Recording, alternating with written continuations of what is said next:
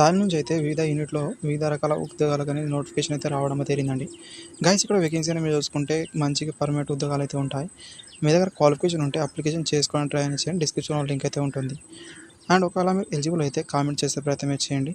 ఈ వీడియోకైతే just 50 likes మాత్రమే expect చేస్తున్నాను. అదేవిధంగా సబ్స్క్రైబ్ అయితే చేసుకోండి. వేకెన్సీ వివరాలను చూసుకుంటే ఇక్కడ మీరు గమనించండి. ఆపరేటర్ కమ్ టెక్నీషియన్ ట్రైనింగ్ ఉద్యోగాలకనేది రావడం జరిగింది. చూసుకుంటే సాయిల్లో అయితే ఉంటుంది. పూర్తి వీడియో అయితే చెప్తాను. లాస్ట్‌లో చూడండి ఫ్రెండ్స్. అప్పుడే మీకు క్లారిటీ అని అర్థమవుతుంది. నోటిఫికేషన్ అయితే మీరు చూడొచ్చు. Steel authority of India limited అని ఇక్కడ ప్రతి కంపెనీ నుంచి అయితే రావడం జరిగింది. వేకెన్సీలో అనేది చూసుకుంటే ఇక్కడ మీకు ఏ యూనిట్లో ఎన్ని వేకెన్సీ ఉన్నాయో అయితే మీరు చూడండి. ఇక్కడ నేను డిసిప్లిన్ అయితే ఎక్స్ప్లెయిన్ అయితే చేస్తాను. నోటిఫికేషన్ పూర్తిగా అయితే ఇక్కడ మీ టెలిగ్రామ్ గ్రూప్లో అయితే దొరుకుతుంది. అక్కడ నుంచి అయితే మీరు తీసుకోవచ్చు. అండ్ అక్కడ మెటలాజీలో అయితే ఇక్కడ వేకెన్సీ అయితే చూడొచ్చు. మీరు ఏ యూనిట్లో ఎన్ని వేకెన్సీ ఉన్నాయో అయితే ఇక్కడ మీరు గమనించండి. తర్వాత ఎలక్ట్రికల్ వాళ్ళకు ఉన్నాయి, మెకానికల్ వాళ్ళకు ఉన్నాయి. అండ్ నెక్స్ట్ ఇన్స్టిమేషన్ వాళ్ళకైతే వేకెన్సీ అయితే ఉన్నాయి. సివిల్ వాళ్ళకు కూడా వేకెన్సీ అయితే ఉన్నాయి. తర్వాత సెరమిక్, అదేవిధంగా ఎలక్ట్రానిక్, కంప్యూటర్ అండ్ ఐటీ వాళ్ళకు ఉన్నాయి. అదేవిధంగా డాట్ మ్యాన్ వాళ్ళకు కూడా వేకెన్సీ అయితే ఉన్నాయండి. ఏ యూనిట్లో ఎన్ని వేకెన్సీ ఉన్నాయో అయితే ఇక్కడ మీరు చూడండి. అండ్ గైస్ అన్ని వేకెన్సీలకు అయితే ఏజ్ లిమిట్ విషయానికి వస్తే 18 నుంచి 28 సంవత్సరాల వరకు మీరు అప్లై అయితే చేసుకోవచ్చు. అండ్ క్వాలిఫికేషన్ విషయానికి వస్తే 3 ఇయర్ డిప్లొమా అయితే ఉండాల్సి అయితే ఉంటుంది. రిలేటివ్ బ్రాంచ్లో అయితే మీకు డిప్లొమా అయితే ఉండాల్సి అయితే ఉంటుందండి. ఎలాంటి ఎక్స్పీరియన్స్ లేకపోయినా అప్లికేషన్ అయితే చేసుకోవచ్చు. అదేవిధంగా ఇక్కడ మీరు జనరల్ వాళ్ళకు, ఓబీసీ వాళ్ళకి, ఈడబ్ల్యూఎస్ వాళ్ళకి అయితే 50% అయితే ఉండాల్సి అయితే ఉంటుంది మీ క్వాలిఫికేషన్లో. మిగతా క్యాండిడేట్ వాళ్ళైనా SC, ST, PWD, departmental candidate వాళ్ళకైతే 40% అయితే ఉండాల్సి అయితే ఉంటుంది. వాళ్ళైతే ఎలిజిబుల్ అవుతారు.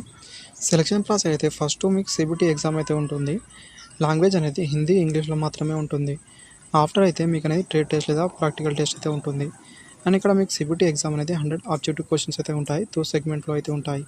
50 క్వశ్చన్ అనేది మీ ట్రేడ్కు సంబంధించిన సిలబస్ అయితే ఉంటుంది. 50 క్వశ్చన్ అనేది ఆప్టిట్యూడ్ టెస్ట్ అయితే ఉంటుంది. అవైతే ఇక్కడ మీరు చూసే ప్రయత్నమే చేయండి ఫ్రెండ్స్. అండ్ దీంట్లో ఫిజికల్ స్టాండర్డ్ కూడా అడగడం తేరింది. మేల్ వాళ్ళకైతే హైట్ అనేది 155 సెంటీమీటర్ అయితే ఉండాల్సి అయితే ఉంటుంది.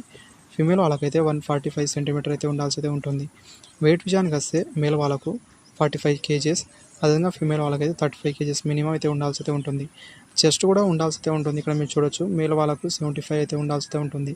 ఎక్స్పాన్స్ చేసినప్పుడు అయితే 4 సెంటీమీటర్ ఎక్స్పాన్స్ అనేది ఇవ్వాల్సి అయితే ఉంటుంది. ఫీమేల్ వాళ్ళకు నార్మల్ 70, ఎక్స్పాన్స్ అనేది 3 సెంటీమీటర్ ఎక్స్పాన్స్ అయితే చేయాల్సి అయితే ఉంటుంది. దీంతో పాటు కొన్ని ఐ సైట్ కూడా ఇవ్వడం జరిగింది. అవి అయితే ఇక్కడ మీరు చూడాల్సి అయితే ఉంటుందండి. ఇవన్నీ ఉంటేనే మీరు ఎలిజిబుల్ అవుతారు. అండ్ అప్లికేషన్ ఫీజు అనేది ఇక్కడ మీరు చూసుకుంటే జనరల్, ఓబీసీ, ఈడబ్ల్యూఎస్ వాళ్ళకైతే 500 ఫీజు. మిగతా క్యాండిడేట్ వాళ్ళైనా ఎస్సీ, ఎస్టీ, పీడబ్ల్యూడీ, ఎక్సైజ్ మ్యాన్, అదేవిధంగా డిపార్ట్మెంటల్ క్యాండిడేట్ వాళ్ళకైతే 200 ఫీజు అయితే ఉంటుంది. ఆన్లైన్ ద్వారా మీరు ఫీజు అనేది పే చేయాల్సి అయితే ఉంటుంది. ఎగ్జామ్ సెంటర్ అయితే వాళ్ళు తర్వాత అయితే ఇన్ఫర్మేషన్ ఇస్తామని చూపించారు. అప్లికేషన్ అయితే ఆన్లైన్ ద్వారా మీరు చేయాల్సి అయితే ఉంటుంది. ఒకవేళ ఎలిజిబుల్ అయితే డిస్క్రిప్షన్లో లింక్ అయితే ఉంటుంది. అక్కడ నుంచి అయితే అప్లికేషన్ చేసుకోవడానికి ట్రై చేయండి. Thank you. వీడియోస్ లైక్, అదేవిధంగా సబ్స్క్రైబ్ చేసుకోండి. Thank you for watching.